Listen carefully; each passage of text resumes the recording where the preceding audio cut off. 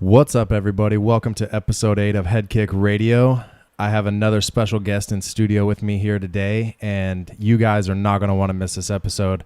I have professional MMA fighter and total all-around bad mofo, Matt Monster Paul. What's up, Matt?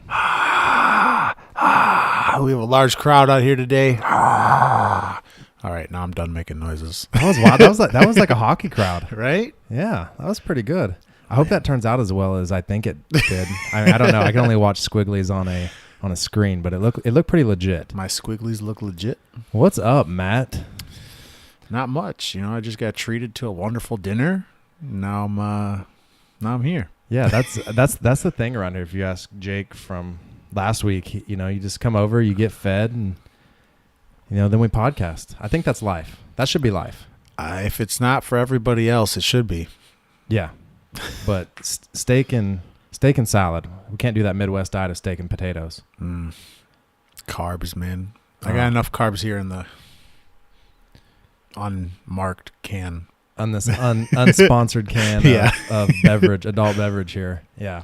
So, Matt, let's talk. So, since you fight and you train all the time, constantly, do you do a diet? Putting him on blast first thing here. Yeah, that's a rough entry question. When I'm not fighting and I don't have to weigh a specific amount, then I pretty much eat and drink whatever, whenever I feel like. So you do the Chicago diet of deep dish pizza all the time. Oh, I love it. See, that's the hardest thing of like trying to go keto is giving up pizza, especially deep dish pizza. Like I could eat the cheese, I guess is the only good thing, but then I have to leave that delicious buttery crust alone. Yeah, I have a lot of buddies on the keto diet, and I don't know how they do it, man. I can't just get the pizza and then just eat half of it. I feel like I'm just letting the world down. I know. It's like you can't just get the pizza and eat one slice. No, you gotta. I mean, if there's no leftovers, essentially, is what it is. No leftovers ever. Don't leave a man behind. Unless you're planning for breakfast the next morning, then I'll give you that one. All right, yeah. You'll take that one? I'll accept it. Unless it's Chinese food. Chinese food the next day, always better. I don't know why. I don't know what they do to it. But that sodium deliciousness just soaks up all night. Oh. But that's good. No, so I met Matt a little over 2 years ago at 10th Planet Chicago, and he was the local legend, still is, and he lives up to the name, so it's all fair. Yeah, the local legend. A fun story about my name, Monster, that we all wear on rash guards. Yeah, it has literally nothing to do with being a monster. I was working in an iron yard and torch cutting, and we had like partner torch cutters, like two guys going, because it's like 100 degrees outside sometimes, and you torch cutting with this 1,000-degree torch. And you don't want to pass out, so somebody's watching you while you're going. Well, my partner didn't speak any English, and I didn't speak any Spanish, so we spoke this broken Spanglish back to each other. But he said whenever I spoke Spanish, I sounded like Frankenstein, so he would call me Monster. So that was his only English term he knew was Monster. He was like, "Oh, Monster, come over here." That's awesome. And then so who ran with it though? Like who heard the story and then ran with that? Everybody at the iron yard. Everybody at the iron Everybody yard. there. And it just stuck, and I'm always drinking Monster. It's just it doesn't go away. That's amazing. I hope they should sponsor you now. Just because I really hope so. And then could you imagine how you let me film the commercial for how you got your nickname? And then you could punch a punching bag or something, cliche at the end of it, Mad Monster Paw. Yeah. Sponsored by Monster Energy. No free ads. I'd have to drink a can and crush it when I'm done. And then that guy who called you Monster, he's like in the background, he's like, Monster. I don't know how he talks. That was probably racist. I apologize. It probably wasn't far off either, though. So you used to do construction? I did do construction, but this specifically was in an iron yard. So we were essentially a middleman. We would get you'd prefab.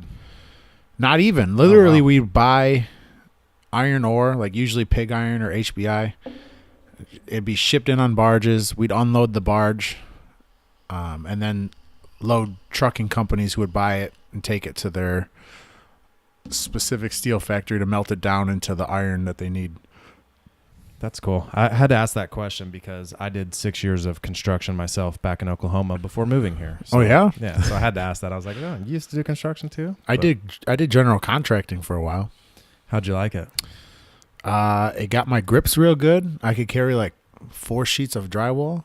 That was pretty awesome. I felt pretty accomplished at that. Were you monster back then? Well, that was after I got the nickname, so kind of. And they all, I mean, once it stuck, it stuck. That's awesome. Yeah, I mean, ever since I've known you, it's Matt Monster Paul. Yeah, it's either Matt Monster Paul or Matt Paul. Yeah. It's not Matt. It's not Matthew. Unless you're my mom, then it's Matthew. Does she just call you Monster now? No, not even. Like, you know how a mom yells like a first and middle name? Yeah. It's like, Matt Monster, get in here. You get into the bed right now, Monster. That's oh, that's too funny. Yeah, it's like when I first heard him, I was like, that's a weird middle name to have, Matt Monster. I just had to change my Instagram because I was complaining for the longest time without realizing that I could just change it. That it was Really? too long and it had a bunch of underscores. You know, my Instagram came about. I was so against it. I was against Instagram I was against everything that I'm now into. So it's about par for the course. I was against Facebook, MySpace. They had them all. Have them. You had them all, didn't you? Yeah. Yeah. You had your top 8. Was yeah. Was Tom in your top 8? Until I could get him off of there. When you figured out how to work it? Yeah. That's awesome. So Matt Monster Paul hates social media, but I'm gonna tell you, dude, I follow your Instagram especially, and you post the most random, funniest videos I've ever seen. I really try, man. I lead a really, really strange life, and like I wish I could capture a lot of it. It is like the Cheshire cat from Alice in Wonderland that you have hanging above the above TV. my TV. Like when I saw that on your Instagram and in a picture you posted, I was like, oh, yeah, this is 100% Matt. You know, it said we're all Matt in here. I'm like, that's Matt. Like, I mean, he's half goofy, but then there's like the fighting side of Matt that, you know, he flips that switch, and even in the gym, you're just like, the fun-loving Matt's not here right now. I got to protect my neck. The house with the 2 other Irishmen, 2 TVs in the front room, all playing video games, watching movies. Big beanbag couch. You know, it's a real bachelor pad. A little fighter house there. Yeah, he's got Dan Bun and Butters in there with me. Yeah, there you go. Shout out. What's up, Dan Bun and Butters? I haven't seen those guys in a hot minute. I definitely need to come back to the gym and see everybody because it's been a while. I had Kyle on. Oh, yeah? Yeah, right after, like, him and I, we planned an episode, and that same week, or the week that he came in to do it, he got his blue belt. Yep. And I was like, hey, there we go. He almost didn't show up. I heard he told me. I told him and Isaiah almost didn't show up to their own belting ceremony. I was going to send them a video of me burning a blue belt and saying they were never going to get it. You are now 2 years behind schedule. Oh, that's funny. But I mean, you want to talk about 2 guys that wouldn't show up to their own ceremony there. Those are the 2. Oh, yeah. Or just be late. They'll be late. Oh, just like Squatch. Late to his own funeral. Yeah. I mean, hey, you have those kind of guys, like, but once they get in there, they're great to have in there. Yeah. But sometimes you just show up a little bit late. That's the realm we live in, though. In jiu-jitsu time, right? It is, yeah. So how has jiu-jitsu been going for you? It's been treating me well. You know, I feel like I'm progressing. I'm making moves. I've been doing a lot of traveling lately. Training a lot of different camps besides, you know, home here in 10th Planet, Chicago. Yeah, so let's give the listeners a little background. Matt is a purple belt at 10th Planet Chicago under Josh, who I've, you know, dropped his name on the past few podcasts talking about Kyle and Jacob. So Matt is also one of the killers in the gym underneath Josh. And I tell you what, I've been doused by this guy more times than I like, but I've learned a lesson each time. Will this make a sound? Yeah, this will make a sound. That's that's a blank can full of nothing but water inside of it. It's healthy calories, I think. Yeah, it's good calories. So yeah, let's dive into that, man. So like, let's talk about MMA actually before we get into the fun juicy stuff. All right. Like, how did you get into MMA growing up in Chicago? Well, contrary to popular belief, growing up on the peaceful Southside of Chicago, there was a lot of fighting and going on, a lot of which my mother doesn't know about until now. Hey, Mom. But yeah, I mean, I always kind of grew up with fighting or just general wrestling, you know, whether it was friendly or, you know, doing stuff on the south side. And then Did I you grow up wrestled. playing sports in school or wrestling? Or? Oh, man. I played any sport I could play growing up. I mean, everything. I was on a diving team for a little bit. I played volleyball. I was varsity volleyball all 4 years of high school. When I wrestled. look at you, I just don't see that. I know, right? It's crazy. Then I played soccer for 8 years, basketball like 8 years, football, literally everything. The only thing I didn't, I played it, but I wasn't good at it. I played tennis, and I was horrible at tennis. You're not the next Andre Agassi? God awful at tennis. The only time I ever scored in tennis was when it bounced off of the person I hit. Like with the ball. Most of the time it just flew across. But you played hockey. Like it's the same hand-eye coordination, right? I could hit the ball. It's just I couldn't get it to go down. Oh, was it just the racket was different than the stick? Yeah. I gotcha. I mean, I wasn't like an all-star at hockey either, though. I could hit people in hockey. Were you the bruiser? Were you the guy that came in and roughed up the other team's star? I skated around the ice and tried to ram my body into people. That's the extent of my... Yeah. Well, funny story. My dad told me that they pulled me out of soccer and Little League because I kicked more people than I did the ball. And I was like, man, that's when you should have started a martial arts career for me. Yeah. You know, looking hindsight here. I'm pretty sure I hold a record in grade school for getting fouled out of the most games in basketball. You're in for about 5 minutes apiece. Like, listen, I learned he's out. They tell me I get 4 fouls and they'd be like, "Sit down, Matt. We can't have you have another one." I'm like, I just want to play. I think I learned to rebound from Rodman. You know, I just reach up and then throw the elbows around, and like make sure nobody's got it. Didn't matter if you were there or not. I was getting that ball. Turns out you can only do that in the pros. Yeah, apparently it's frowned upon. When little kids are going home with bloody noses. I hip tossed one kid. So was that Matt with judo under him? I didn't learn anything. I just did it. I just had the ball and I turned my hip around and he held on to it. So we were going. Yikes. See, because you're a couple of years younger than me. So when did you start, training martial arts of any aspect? And what was the first one? Honestly, the first one was Taekwondo. And I did it not very long. Not enough to say I do Taekwondo. I think I made it to like orange belt, which is like the third one. And how old were you? I was little. I had to be like 6 or 7, maybe 8. Okay, so you did start kind of young. And then, I started off dancing and tumbling. Then they tried to make me do the splits, and I was like, "Yo, Mom, I'm done with this." Because my sister did like tap and ballet and jazz for like ever. Yeah. And so whenever one of us did something, the other one did it, just because there's 2 of us. We're like a year apart, and it was like one of us is here, so you might as well do something while we're here, Right. So and then we found the Taekwondo place next door. So that's how I got into that. We compete all the time. Listen, I'm going to tell you what, I'm faster than her, and she's going to tell you that she's faster, and it's a lie. It's a flagrant lie. So when she listens to this, she's going to be like, she's going to call you up. She's going to try to fight me.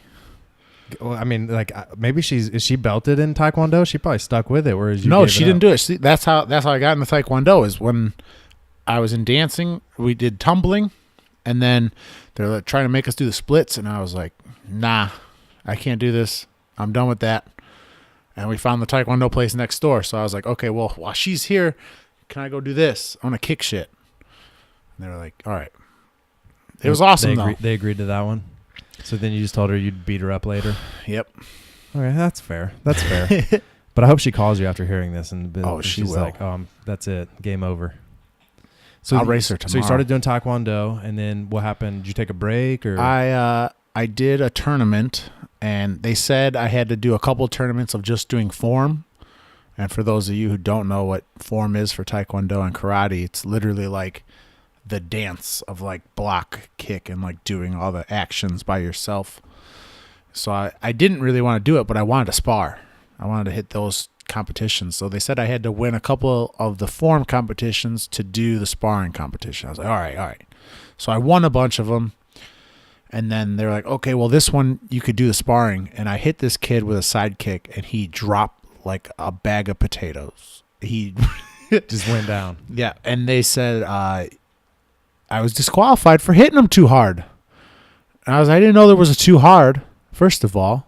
And second of all, I can't help. I kicked him in the guts. Like, you're going to fall down. I kick you in the guts. You're going to fall down. I kick Mark Hunt in the guts. He's going to fall down. Yeah. Like, it's just what happens. It's the name of the game. They're like, no. So I ended up getting DQ'd. And I was like, yo, Mom, I'm done with this. If I can't hit somebody full force, I'm done. And it was just about the time I was getting into football. So I was able to hit people there. So I was satisfied. My hitting urge. Your thirst was quenched. Yeah. I got you. No, I mean, that's definitely, I know the exact reason I loved football growing up was hitting people. And when they were like, play offensive line, I was like, no. Yeah, I was a pulling guard just so that I could hit people still on offense. I didn't come off the field. I used to play, like, it's probably not safe. Like how many games I'd play. With all the CTE stuff coming out, it's probably not safe. Man, there's for sure a couple concussions in there that I didn't know were even concussions. Like, I broke helmets, man. I broke my helmets, broke their helmets. Yeah. Terrible high school, junior high helmets were the worst. That's what they always tell you, too. Put your face mask into them. Like, oh, that's a great fucking idea. Yeah, and then you're turning around next season playing hockey. And do you ever do the drill in football where they got like a couple bags lined up and you got to like, you run into each other and then you do a spin and you run into each other again? I was like basically we did the Oklahoma drill, which was like similar, where you line up 5 yards apart and then you have like a running back and a defensive player. Oh yeah, that was my favorite drill. Within the hash, like, you know, that's how I met my best friend in high school. Was the Oklahoma drill? Yeah. That's a wild story. We were doing essentially tryouts that, like, they were quote unquote tryouts because they weren't really tryouts. They just want to see who could play. Yeah. Because you were going to make the team, but like, just gave it a competitive name just to make you try harder. So I showed up. I didn't know a soul. I grew up on the Southside Chicago, in Chicago, and went to Chicago Heights. I went to Marian Catholic in the south suburbs. I didn't know anybody. I was furious with my parents. I wanted to go to public school. That's where all my friends were going. But anyway, I show up to football. I had only played since like 6th grade. It was like a rule for all the guys in my family. You wait till a certain age and then you play. Yeah, that was mine in my family. We waited till 7th grade. And then so there wasn't many, not that there wasn't many athletes. There's a lot of fucking athletes. Everybody was really good at what they were doing. But like size-wise, and I don't even know the word to describe it, like the urge to hit. Like me, there's only 2 people, me and this other guy, Hugh. Yeah. And I remember we were just running through people all day. Just run Oklahoma drill, just demolishing people, either side of it. Didn't matter. We were running at people when we had the ball instead of like trying to juke them out, you know? You're just bulldozing them over. The coach was like, all right, Hugh, Matt, get over there. Both sides, and we ran at each other. We hit each other. We backed up. Like, nothing happened. You know, like, we looked at each other weird, and they're like, well, go. We're like, well, I don't know what just happened. I just hit him, and nothing happened. Like, I didn't go down. He didn't go down. Yeah, like, and we kind of, like, side-eyed each other the rest of practice. And, like, you know, and then after practice, we go up to each other like, hey, good job. You want to hang out? Like, hey, dude, you're tough. Let's be friends. Yeah, there's still friends to this day. You know, I haven't hung out with him in quite some time, honestly. But like, man, miss that kid. I have a room. I don't know if it's still there. It might be, but I had a room at his house for the longest time. Dang, there you go. That's a friend. If he gives you a room, I would call that a friend. Yeah, we used to do Oklahoma drills, and I remember because, you know, like I was saying, we had to wait until 7th or 8th grade, and my brother was a year older than me, and my brother was pretty good at football. He was a offensive lineman, mainly left tackle. He's a bigger guy. So they would do us in these positional groups, and I'm kind of that in-betweener at the time. So I was like that linebacker, defensive end kind of thing. I always wanted to be a linebacker, man. Yeah, so we're in 7th grade, 8th grade, And here I am going against this kid named Dalton Porter. And we would do these 2-a-days, like we do morning practices. And if you woke me up in the morning, like somebody better be dying. I hate getting up in the morning, let alone working out in the morning. Now that's changed. I'd much rather like stay up all night than wake up early. Especially when you're a teenage kid just full of, hormones and stuff that you just want to sleep for 12 hours. That was me. And this kid, Dalton Porter, every morning, he was an 8th grader when I was in 7th grade, he would light me up. And I would never look forward to morning football practice ever. I was like, yeah, let's just go get, we do the Oklahoma drill and those little linebacker positional drills. I'm like, yeah, let's just go get lit up. That's what I want to do today. Yeah, let me wake up and get hit in the mouth. Yeah, that sounds great. Every time I think of those drills, I think of him just smashing my face in the ground and just saying like little sweet nothings and talking about my mom, and then there's nothing I could do about it. Yeah, and then walking away. So, but no, it was all fun and games. He's a good guy. Speaking of talking when you're supposed to be hitting people in football, you ever see that movie, The Program?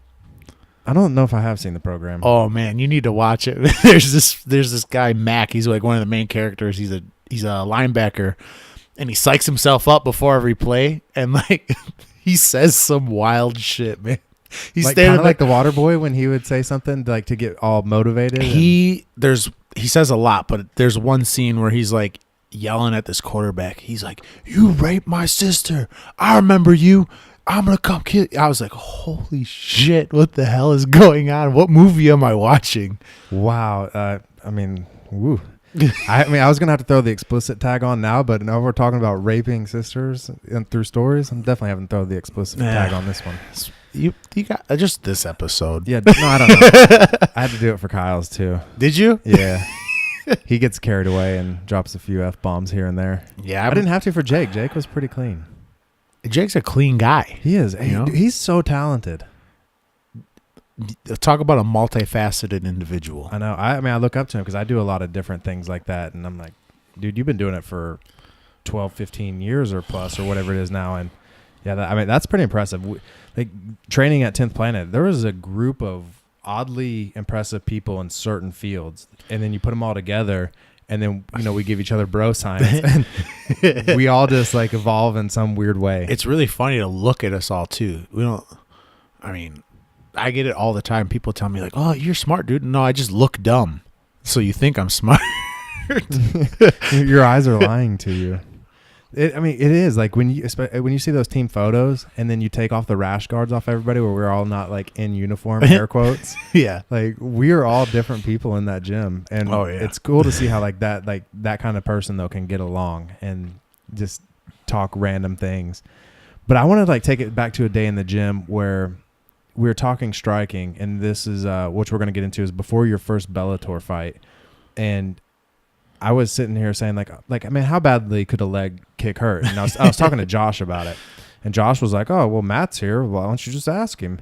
And I was like, "Matt, how bad's the leg kick hurt?" You didn't even say anything. You just said, "Stand right there," and you said 10%. Like you just stopped talking English and just said 10%, and just kicked me in the thigh. And I was hobbling around for 30 minutes, going 10% what? And then you're like, "Oh, of just power on that kick." And I was like, I don't even want to feel 50. Yeah, that was the weight of my leg. We're the same size. Like if you needed a sparring partner, I'm the perfect ideal size for a sparring partner for you. Yeah, and you're tall too. Come on, man. Start striking. You're gonna have to teach me. I know a little bit, but I'm not on your level. There's levels to this. I've had a lot of people ask me about leg kicks and whatnot. Like if you've never been hit with a leg kick, then probably keep it that way. Well, after you kicked me with that, I think the last time I ever got kicked was playing kickball or something or soccer out on the playground, and a kid kicks you, right? It's just not the same.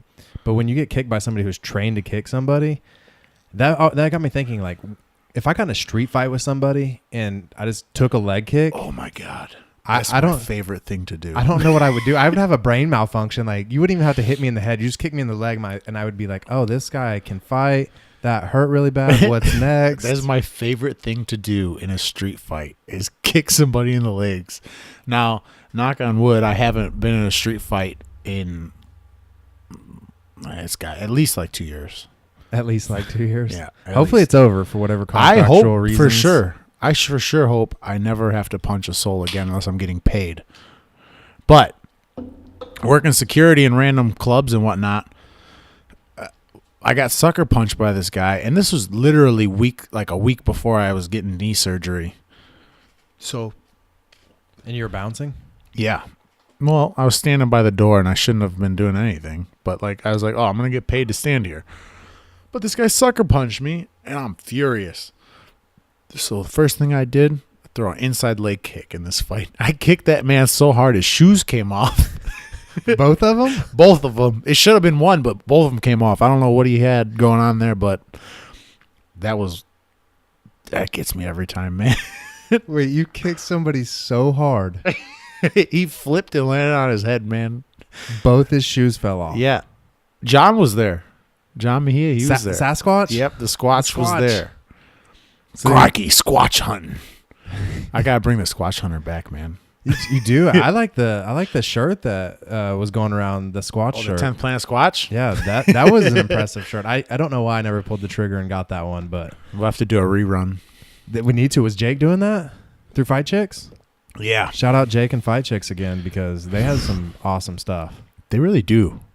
I wear all their, I don't know if they're considered leggings or spats, but I wear them. Yeah, I was going to say, let's call them spats for men. Yeah, Just right? because we were trying to act all macho and be, I don't know, toxic masculinity, whatever the hot topic is right now. That'll be us. But no, you model for them, don't you? Because I thought I saw you on the website. I mean, if you want to call it modeling, I just put it on. Yeah, that's modeling. I mean, did you flex? I tried. Then yeah, that's modeling. See, there you go. I'm just trying not to ruin them. You know, I got a punched up face, so yeah. I'm not their normal models. Well, your face was in it because it was like I saw the rash guard. You were wearing the rash guard, and I was like, oh, that's Matt. Yeah, I like wearing their stuff for them. I like helping them out. They're great people, both. It's good stuff. Oh yeah, but I mean, regardless of me being friends with them, like I know a lot of people will take that as skewed. Like, oh, this is your friend. You're just gonna say whatever. Yeah, like, I'll tell biased, you. Yeah. Honestly, I'll tell you if your stuff sucks. I'd tell you if this was horrible. Yeah, man, hopefully it's not horrible, but I do appreciate that. I'm straightforward. I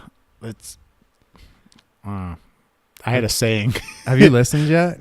To you? No, to anybody. Yeah, I haven't listened to Jake yet, and I feel bad because he told me to listen to it on the way here, and I didn't do it. To be fair, the episode hasn't been out very long. But he told me to do it. That's why I feel bad. Yeah, I mean, there's tomorrow. Get on it tomorrow. I'll do it on the way home. There you go. See? Be sure to download it and then subscribe, leave a comment. Hopefully a funny one. See, are you a Yelp reviewer? I've been thinking about this. Somebody asked me to leave a Yelp review is why I bring this up. I haven't done it. I've been Yelp reviewed being a bartender. Oh, you can be Yelp reviewed as a single person they will. at a bar. Well, they'll say your name on the on the Yelp, the bar's website? Yeah. Oh, okay. On the review on the Yelp. Do you get some good ones, bad ones? We've been ones? talking, I had this idea to have a Yelp for strippers where you could put your review of oh, this, because you walk into a strip club and you're like, oh, that girl's hot. I want to get a lap dance from her. And it turns out she's not good at lap dances, you know? It's a talent. Some of those girls are amazing. I mean, I was definitely young, and I've been to a few. Mom and Dad are listening to this. I mean, I'm sure they know, but yeah, I think we've all been to a few. I mean, but I think that's a pretty good idea. Leaving them a review, maybe Sally Two Fingers does a better job than Jasmine over there, because Jasmine sometimes she gets a little lazy, and you just need to leave a Yelp review. But no, my thing with Yelp reviews is somebody asked me to leave one the other day. And I was like, well, I'll leave you a good Yelp review. I was like, but can I make it funny? So I want to leave that. Anybody that leaves a comment for this, make it funny. Put your touch into it. Don't just put those that's boring what gets looks. 3-word sentence ones. When I say some wild things on there, you're reading and you're like, yo, what is this guy talking about? This is great. Yeah. Then now you want to listen, because now this guy's review was off the wall. So you're like, all right, this podcast has got to be great. Yeah. Because exactly. So that's what I'm saying. It's I need those kind of reviews from everybody. Is just leave me the most ridiculous review you can think of. See, I'm bad at that. I got to be organic. I got to be organic. Yeah, well, I mean, I guess my organic side is I'm funny or try to be funny, and it just turns out terrible. You know, coaching hockey while I'm with Squatch, so I'm not an integral part of this team on the bench aspect. I coach their off ice most specifically. Like I helped them out a little bit with angling and hitting drills and stuff like that, but for the most part, I'm their off ice, getting them in shape, strength and conditioning, blah blah blah. So when we're at the games, the only couple things you hear from me is body, which is me telling them to hit somebody, and I get so mad when they don't do it. Sometimes I'm saying it and they probably shouldn't do it, but a lot of the time, if they would just make a choice, just hit somebody. But anyway, they're hesitant on it. Anyway, you know what? I think you should leave them a Yelp review. Should I? Yeah, just these kids Start that you're Yelp coaching. reviewing Yeah, just, each of my players. yeah. You have each player just be like, "You getting a Yelp review each week from me." Little Timmy, you're gonna have to hit a little bit more. That's what everybody hears from me on the team too. They're gonna die laughing when they hear this. They're gonna be like, "Oh, Coach Matt's always telling me to hit people." He's actually he went on a podcast to tell people to for me to hit him more. And I think mom, I think next year he's leaving us Yelp reviews. So we get some questionable calls, and that's usually when Coach Squatch will tell me to let the ref have it, which is just like talk shit to him, just to get him to give us a better call, or like, you know, let him know we're like, honestly, I don't know if it even really does anything. Yeah. Like, I'm here, I'm just talking shit to you. I mean, I grew up playing sports. It lets them know you're paying attention. But they now, can't be lazy. The biggest problem I have with that is I'm not a good shit talker. So it comes out all blunt. Oh, it's very blunt. And sometimes he looks over to me. He's like, "Yo, you can't say that." like threatening the ref's life. Like, you can't do that. Like, I say it and I instantly feel bad, but I got to keep that face on like I don't care, right? Right. Dude, that's funny. I can see you. You're like, all right, I'm gonna tell him nicely. Like, I'm gonna hurt him in the parking lot, and it's like, "Yo, dude, I'm kicking your ass out in the parking lot if you don't start calling the game better." And then I can see Squatch lean over and be like, "Okay, I get where you're going there. That's not how you should have worded it." The best one I think I had is one of our players got hit with an elbow in the hit, and that's a pretty flagrant call, and he didn't call anything, and he's been calling roughing and like crazier shit than that. So I was real upset that he didn't do it, and it just came out immediately. I didn't even get the okay. So but immediately I was just like, "Oh, you don't think that was an elbow? How about I show you one?" And then everybody the other team looked over at me like, "Yo, what?" Like, "Hey, easy guy with the cauliflower ears. Calm down over there, please." Oh, that's fun. Let's jump back into MMA. So your training, do you have if you have any breaking news, now's the time to drop it on this podcast specifically. Credit me. Yeah. No. So you're training here in Chicago, but I want to talk about your Instagram that we were talking about earlier. So you've been going to Colorado, and did you go out to Vegas and stuff? You've been training out there with different camps. I've been doing a lot of traveling in general. I'm looking to make a move. That's my breaking news. Yeah, actually, that's what I was wondering. I was like, you look like you're feeling something out here, and I wanted to ask you that. It's not that I'm not getting the training here, but I'm not getting the training here. If that makes sense. Like, I'm learning. It's not that I've like grown out of this and I can't possibly learn anything more here, because that'd be a lie. I could for sure learn so much more here, and I could excel here. But the training opportunities out there, the training partners, just getting a little bit closer to all these different leagues and gyms and whatnot. You know, I've never felt better than my training camp I had out in Vegas. You know, shout out to Coach Casey, who that man could get a paraplegic to get up and walk.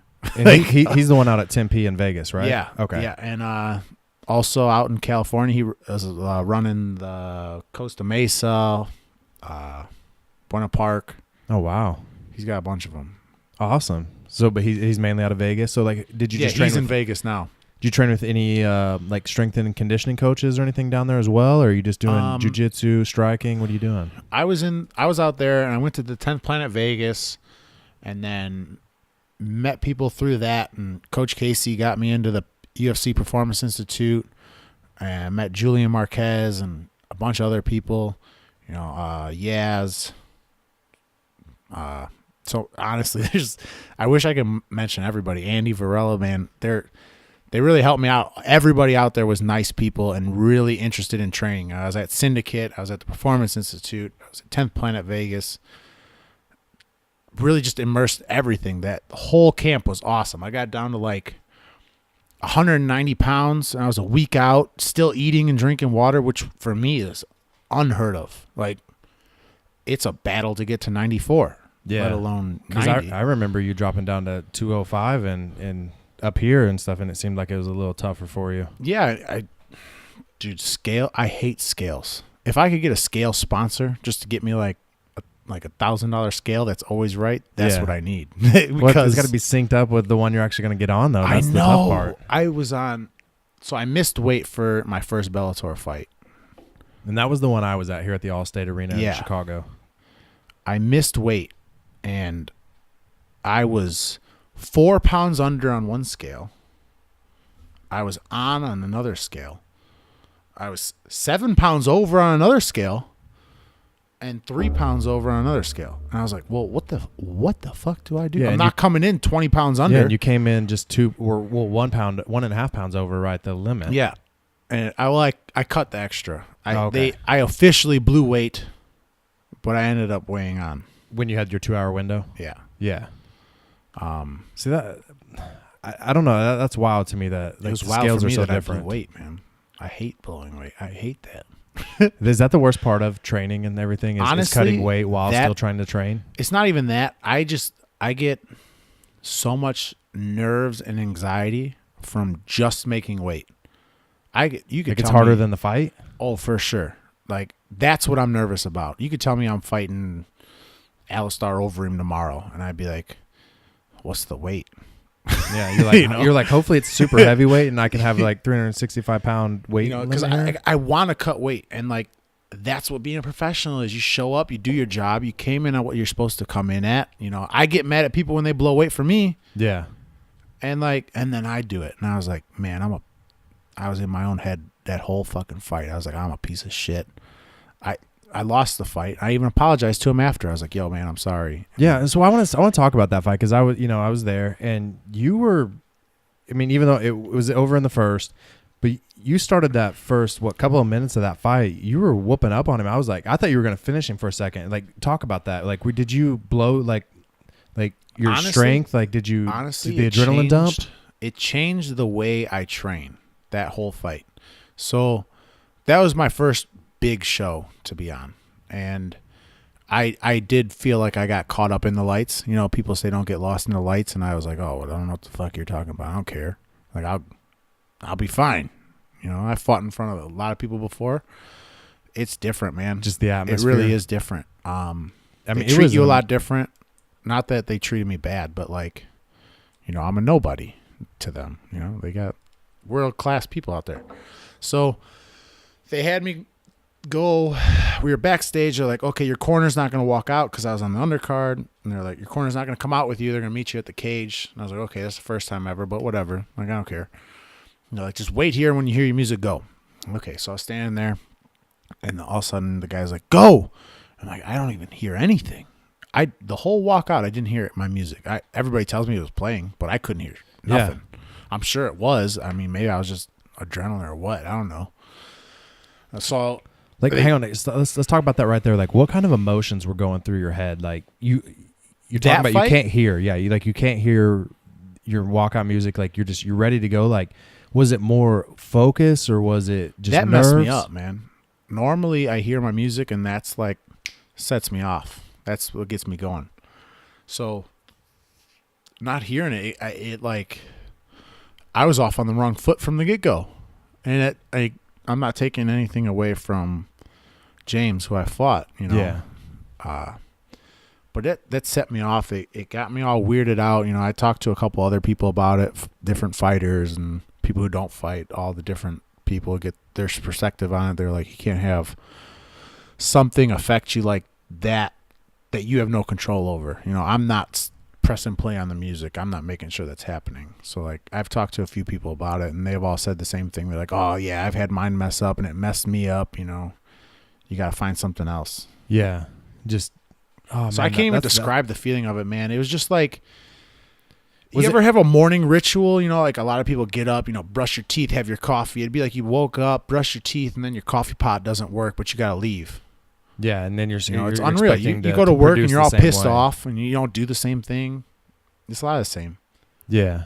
So when you're getting like this feedback and you're going through like this different style training camp that you just went through when you went down there to Vegas, and then this fight fell through, like your opponent, something happened to him. The first guy got hurt, and I'm going to air quote it because I want to fight him again.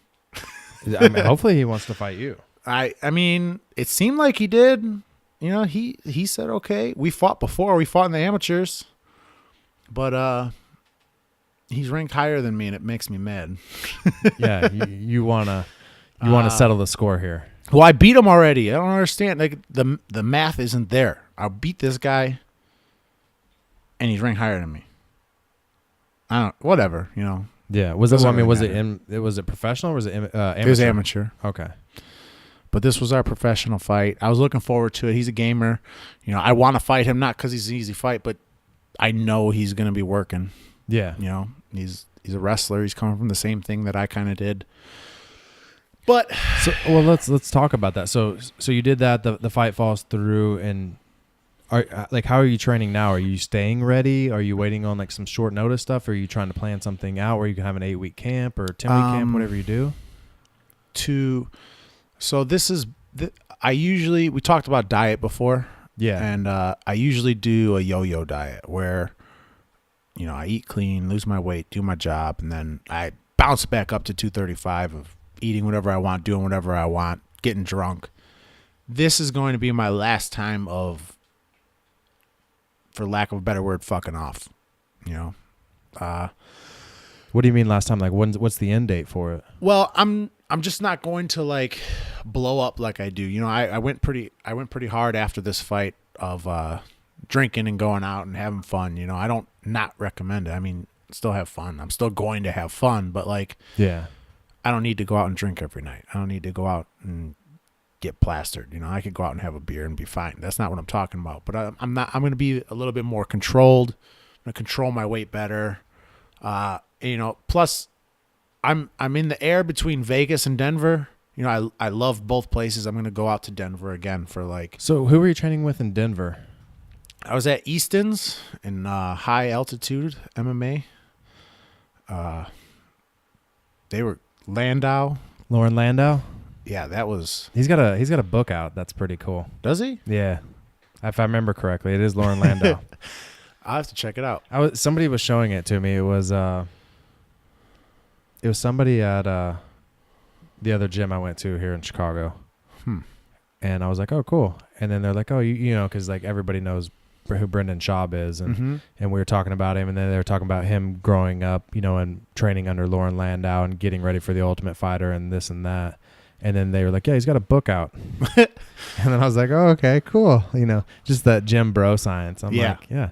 But like, how is it out there? Because like I hear Schaub talk about him, and you know, the dude speaks the world of him. So the reason I'm going back out is because I went out there for a bachelor party, and I was like, okay, I'll get some training in while I'm out there. Like I went a little bit longer to make my flights cheap because, you know, I'm a professional fighter, so I don't do anything. So I could take the time off and go out there for a week instead of a day. Yeah. So I was like, okay, I'll go out there and check it out. And, you know, I'll go into the gyms and see what they're like and, you know, see what's up. And I knew a bunch of people out there. Is that where Curtis Blades is from Chicago? Yes, it is. Curtis Blades, De La Salle wrestler, man. Oh, man, I wish I would have known who he was before he got into the UFC. But since he's been here, other than that Ngannou fight, like he's been a world beater. I want him to fight Ngannou again. I do too, and I also because I know Curtis's wrestling is now that he saw what Stipe did, he's like, damn, I can do what Stipe did, but better. Yeah, I know he knows take that. him down. Yeah. So I would honestly like to see him get the winner of Stipe DC coming up Saturday night. Man, spoiler alerts dropped. This one will drop that Monday after this UFC Saturday night. We're recording a few days before. I think Ngannou wins that one, and to be honest, I think the UFC protects Ngannou. You think they are like that? I don't think they're trying to, but I think they're going to give him fights that make sense to his style because he's exciting. You know, he hits hard. He's a good stand-up fighter. So, like, I love Curtis, and I want to see him win the title. And I am not bashing him at all by saying this, but he's a wrestler, and people are bored by it.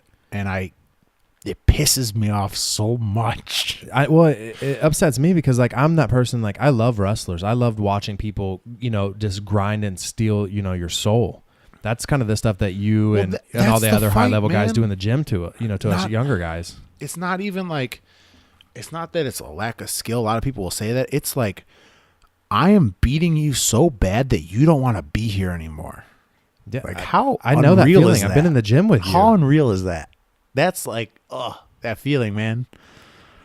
I mean, I don't like it, but like in jiu-jitsu, I know I grow from it. Yeah. I'm like, if I can just weather this storm and just take these beatings tonight, these lumps and bruises tonight, that I'll be better tomorrow. I know it. But I don't know how somebody can do it in a fight. That's what I don't get. How can somebody do that in a fight? Like to the other guy? Like, no, what if that happened to you in a fight? Like, that's different than in the gym or in like jiu-jitsu. It happening to you? Yeah, like could you imagine? Like, I mean, what does...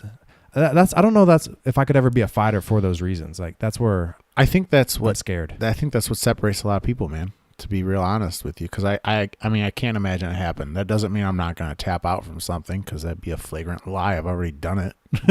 You're like I would lie to your face and it would be recorded. I mean I've let shit break before. It's not a good feeling. I've tapped out to things. It's also not a good feeling. It's. But I mean, like that's what I love about fighting is you run that risk every time you go out there. Can we get this real quick? Can we get this? Yeah, we're gonna get this. Oh, God. There it was. See, you run that risk of, because you're always going out there thinking positive. That hey, I'm gonna be the one who gets the highlight reel knockout or the submission. You're not. You don't think that? Like I feel like that's how I would have to go out. I can only say what I know, but I feel like everybody else is the same. And Cowboy Cerrone said it best. Like. I'm going out there and I got people in my ear telling me, oh, you're going to do great. You're going to knock them out. You're going to do this. And I got my grandma here. I got my mom here. And they're all like thinking I'm going to be amazing. And like, they're all in your ear like, yeah. You should beat his ass and you should punch him in the face. It's like, if you're not telling me what to do, shut up.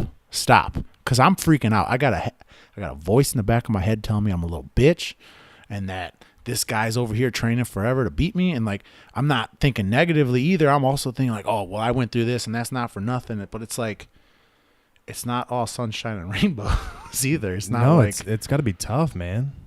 I say that like, that's what upsets me when you have those fans that are like, oh, you should have done this. You should have done that. And I'm like, well, you're not doing that. Watching fights in a bar. Well, you work in a bar. That has to be the worst. Yeah, but like I'm behind the bar. That's different. But true. But like, how do you like? Maybe it's because I'm a judgmental person at a lot of times. But when I go to bars and I'm that person that I'm not happy with being out Friday and Saturday nights and closing the place down, I just look at the people that work there and I'm thinking like, how can you have a normal eating schedule? Like, especially since you're a fighter and I'm just work miserable. These hours. I'm just miserable. I'm there at 2 a.m. and I haven't eaten since like 2 p.m. when I'm cutting weight. And I'm looking at everybody drinking. I just want to lick an ice cube. Like an ice cube. I just want to not kill everybody here. But see, I don't. When you're cutting weight, how can you be around a bunch of drunken, bizarros? I don't know, man. It's got to be just willpower. It's just that's all it is. Does any of that like translate to taking it to the ring? The weight cut? No, I mean like just the frustration. Dealing with all that frustration. No, I mean I go in the ring with like I lost. I think about me sitting in the sauna for like an hour and a half and losing like 5 pounds in there, and I'm like all pissed off. And I'm like, I didn't do that for nothing. I'm gonna punch this guy and make up for it. Like you did this. That's what goes through my head. Yeah, it's like I look across and like I'm always staring at my opponent in the eyes. I've heard different viewpoints on it. They're like, oh, don't do it, it'll drain your energy. Like, I don't know. That's what I do. But I look at him in the eyes and all that's going through my head is, you did this to me. Yeah, you caused this point. Yeah, I'm here because of you and you're trying to take my money. No, that's how I get that. Like that's an awesome feeling. I would think, I have no idea, but I would think that would be one of the coolest feelings. But I have a question. Answer. So you're a couple years younger than me. You're about to be. How old are you? 29. So I'll be 29 in November. Oh, I thought you were a couple years younger than me for some reason. I thought you were 27. Well, Josh thinks I'm 21 still, so That's because he's your coach. He has yeah, it's to. whenever I meet him. Yeah. You stay the same age when you meet Josh. You don't age. Well, I'm his doppelganger. So I'm forever his twin. So I don't know if he thinks I'm young or if he thinks that I'm like his twin at his age. Like, I don't know. But he just likes choking me, so I'm sure he's okay with it either way. But you're now essentially what they call the prime of your athletic career, 29 to 32. Are you feeling like you have to make these life changes because, one, you don't want to be behind a bar, you want to do this for a living? Like, what's because you're talking about maybe making the decision to move. Like, I just feel like I can do it. I've been in, and obviously the training room is different from actually fighting in the cage, but I've been in the training room with some of the best in the world, and I don't feel out of place anywhere I've been. yeah. Does that mean I've gone into places and just stomped on people? No. Like, I'm taking my taps as much as I'm giving them, but I don't feel like I don't belong. And if at any point I feel like, I'm getting beat up or like this is where I'm at, then I'll call it quits. But I just feel like there's so much more I can do. And the heat of Vegas just made me cut weight so easy. So that made it very simple. Bartending and working security, that'll be an easy job out there. And then Denver just hit me with a left hook out of nowhere. Apparently there's fantastic training out there too. Yeah. See, when I saw you out there with the Curtis and those guys, because Neil Magny, I believe, is in that camp. And who else am I thinking of? Brittany Elkin is out there. Yeah. Man, that camp's loaded. That's Team Elevation, right? Yeah. Yeah. So Team Elevation has some monsters out there, And there's a bunch of people from Chicago. Yeah. There's a pipeline. It's really weird. I went out there and like talking to people and like seeing people I didn't expect to see there, and seeing people who just are like, "Oh yeah, I'm from Chicago too." I'm like, it's like Vegas. Like, there's a bunch of people from everywhere. Like, it's crazy. Yeah. See, because there's a couple of people I've met in my life that I'm thinking, man, why don't they do this? And only two of them I would say here in Chicago. And that's you and then John. Because John, if you ask me, also has that mentality of like he could do it if he really set his mind to it, and kind of blows me away that he doesn't, because like there's just a difference when you two grab anybody in the gym compared to like anybody else. Like, I mean, Josh is just, he's the instructor. He's so talented and skilled, but like he just has that teaching element to it. Like he's gentle on you, whereas like you guys are like, no, I'm here for a purpose too, and I'm gonna let you know it. And I'm just like, we haven't done any comp rolls though. We haven't rolled comp level. But I'm just saying, there's a difference, like when you guys grab us, compared to like the other killers in the gym. And then there's people who grab me, and I'm like, yo. But like two people who stick out, Vinny Megalesh and Croyler Gracie. Those two people I rolled with, and I was like, yo, I don't know anything. Oh, I imagine. But see, like, there's this, I don't, like, besides just even, like, the crisp techniques and stuff of people like Orchard, especially. The Orchard's probably the most dangerous person I've had the chance to personally roll with, which, I've only done it a couple of years. In saying that, and, Josh is really badass, but, like, I don't know. Like, I maybe it's because I'm just that normal dude who just stacks everybody up and is like, hey, where do you rank compared to, this person? Like, when they grab you and and then I've seen you fight and I'm like, oh, this guy really has a chance. So like, as a fan of you, I want to know, I'm like, man, I want to see you like do something for you, like to make that move to propel your career. Cause I believe you can do this. Yeah, man. I just don't got a lot holding me here. I feel real comfortable here. Is it cause family's here? Like, what is it? I was born and raised here. I've been working in so many different industries. Like, I just, I know so many people, and it's just, I can't get a fight out here. Like, nobody in the area, if they want to fight me, like, we're friends, So if I'm not going to fight them for no reason, I'm not going to fight them for $300. Yeah, you're going to need a bigger payday. I'm not going to fight my buddy for $300 who I've trained with 100 times. I'm not going to talk about them.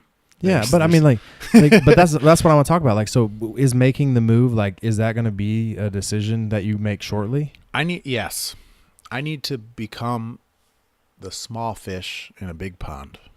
That's what I need to do. And I need to go where nobody knows me, where I could go get a fight and just like push it to the next level, man.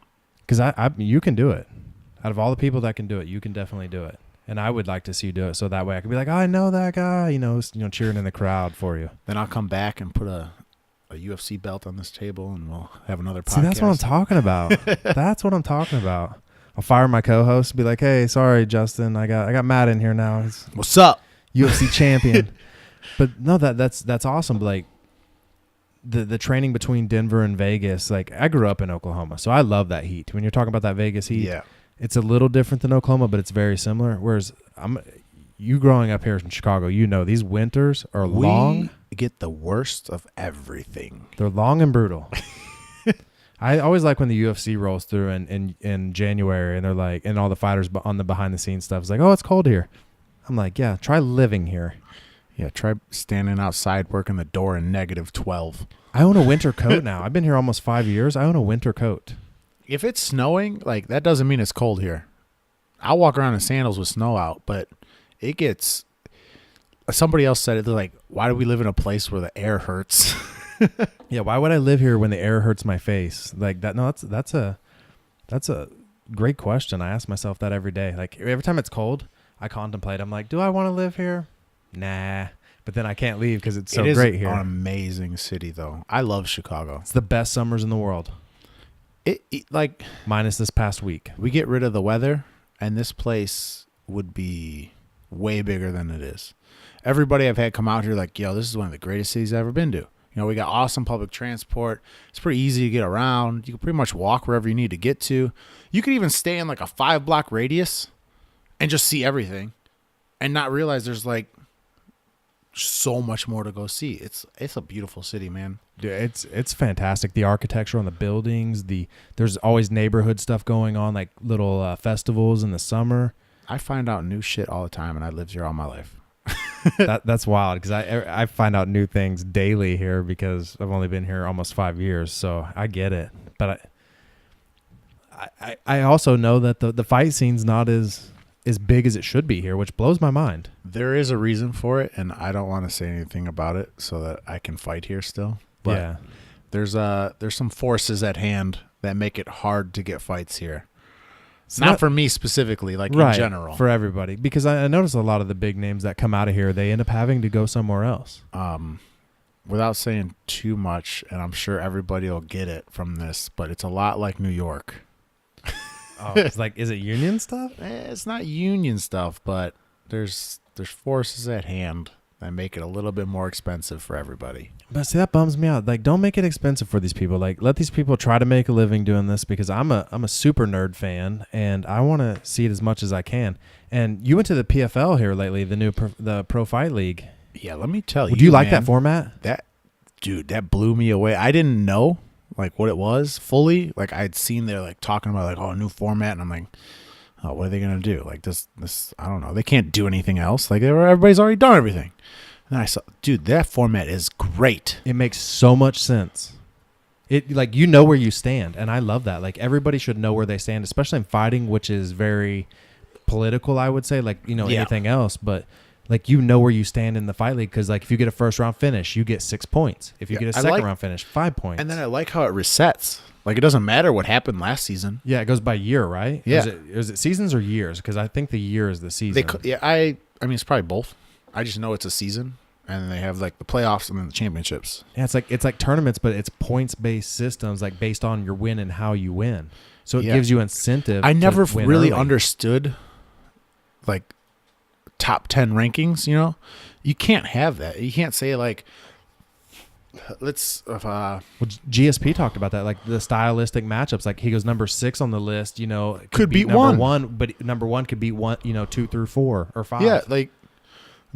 That's exactly what I was going to get at. Like it doesn't make sense unless we've already fought. Like a perfect example is who is the third fighter? is Vanderlei Silva, Rich Franklin, and Kung Lee. Those three people have fought each other multiple times, and they've all won against each other. Yeah, but can't go the other way. How do you rank that then? Yeah, but that's where that point system makes perfect sense. Like, so if you got a first round finish, you got 6 points. You got a second round finish, you got 5 points. You got a third, you got and it just tailors all the way down. And if you lose, you don't get any. And then next season, we're back to square one. I like that. I got to dig into it deeper and see, like, does the champion obviously keeps their belt? And yeah, like, I assume you're still a fight, champion. Like, I don't. Do they join the tournament again? I would imagine. Maybe you start off with a little bit more points. Yeah, maybe. You start off with 4 or something. But who runs that? Is it one of?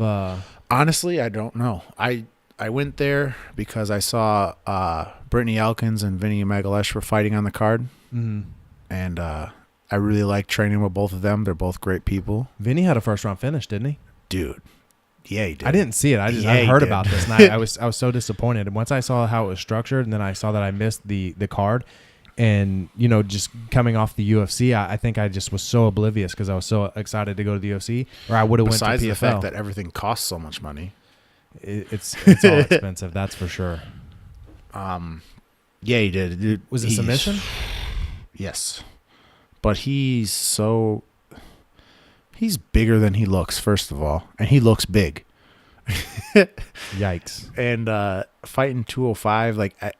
last time I talked to him, I don't want to like talk too much like pillow talk, but like he was weighing about the same as I was, like 230, cutting to 205. So it's not a super bad cut, but he's already jacked at 230. I'm 230 of eating pizza. Yeah, like I can lose a little weight. Whereas you, 85 friend. Fits me. It's not obscene for me to get there. But him, another freak of nature, Anthony Smith. Oh, the guy who fought Rashad? Yeah. Yeah. They just announced he's fighting Shogun. Oh, he's fighting Shogun? Because I knew he called out Sam Alvey. Well, he's fighting Shogun in Hamburg, UFC Hamburg. This is breaking news. Credit Head Kick Radio. Matt Paul. Yeah.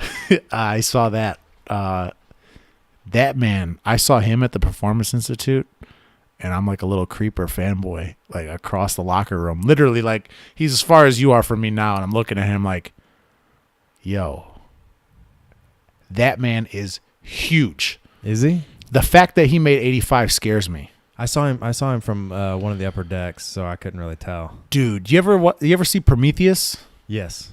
What are they called? The captains or whatever they are, the like alien being. Right. Yeah. You know what I'm talking about, though? I know exactly what you're talking about. He looks like one of them. You know how they're massive and jacked? That's what he looks like. I knew he was jacked when I saw him fight Rashad. I was like, oh, these are two different guys in here. I was like, is this just because it's an aging Rashad? Or I was like, no, I big, didn't know what to say. I was like, he's this is Rashad Evans in there. He's that big and he's that good. I mean, it's impressive. And if he's getting Shogun hasn't fought in a while. That should be interesting. I thought Shogun retired, but I don't know. That was the news I heard. That's wild, man. Oh, because, I mean, I looked at you and I was like, man, you're a big dude. And then I found out we're the same size and I was like, okay, we're not all created equal in this world. We may weigh the same, but we don't look the same and we don't physically touch people the same. I tried to cut to 170 once. How'd that go? I blew my knee out. That's how it went. You blew your knee out? Like too much road work? Like, what are you doing? I don't know, man. There was literally not an instant where I was like, oh, I hurt myself. I woke up one morning and my knee was swollen. There was a nice can worth of fluid. I like that. Like, I like you in the no free ads here because I was telling Kyle no free ads and he kept dropping free ads. Oh, who? What? Yeah, Kyle. Got to get on our boy. No. Pay me. Yep. Throw some money this way if we're going to give you free ads. I mean, like, I'll give free ads all day to like Jake and Fight Chicks and stuff like that. But I'll give free ads. I'm not giving free ads to billionaires. To things I really like and really enjoy. And if we're friends. Same. Yeah. Even if Jake hated me, I'd still give him free ads for Fight Chicks because what him and Elizabeth are doing is pretty awesome. And they've been around forever, man. I know. That's why I was asking him. I was like, because we're doing a lot of the same things, the multifaceted stuff. I'm like, how are you sustaining this, 12, 15 years in, and he was giving me some tips and stuff, and I definitely need to talk to him again because I have a ton of questions for that guy. Just like I definitely need to talk to you. I don't want to run these too long because I don't want everybody to get tired and not listen to these episodes all the way through. So we definitely have to do this again. Yeah, because I have a lot of other questions. But I ask every guest, do you have a book that you would recommend people to read, even if you can't remember the author or whatever? Like, you just tell me something you read that really inspired you and give a little reason why it inspired you. First off, I don't read a lot. I don't read a lot of books. I get bored really easily. I usually read like comics, graphic novels, stuff like that. But like, if you want to call that reading. Yeah. I mean, it is. Look at pictures. That's reading. I'm taking a selfie of us as you're talking. All right. So I can't hold my hands for a picture and talk. That was weird. I tried to do it and it didn't work out. I just like how everybody's going to see the picture and they're going to be like, oh, there's a story to it on air. No, the book that I did read, and I want to reread it. I want to get the audio book. I want to read as much times as I can. Has been Rise of the Superman, I think is what it's called. I think it's by Stephen Coulter, if I remember correctly. The concept of flow state, even though I don't necessarily follow it all the time for my training and whatnot, it really hit home. You know, just like I want to do everything at this like high pace, work hard, do what I want to do. Conceptually, for me, that's how I interpreted it anyway. I'm sure everybody can do a little bit different, but I want to do everything hard. Like I tell everybody the same thing. I'm not a 1 foot in, 1 foot out kind of guy. I'm either I'm in or I'm out. You know? I got you. I'm a lot of the same way. I get that. So I know some of the guys that, at the gym have even recommended that book to me, but I end up reading a different flow state. And that's the weird thing, because like I'm that type of personality too. Like when I get in there, like I just want to flip that switch and just go. But then at times you're just like, oh no, find that flow state, because you don't want to just be that person who just goes all the time. Well, I really feel like you can have the flow state at 1,000 miles an hour. You know? Oh, I think you're right. I think our terminology could be incorrect, and you can. It's something that kind of hits home. It's pretty deep. Is like when I'm in the gym training, like nothing else matters. I could have late bills. I could have somebody pissed off at me. Some tragic thing could have happened. Like nothing matters.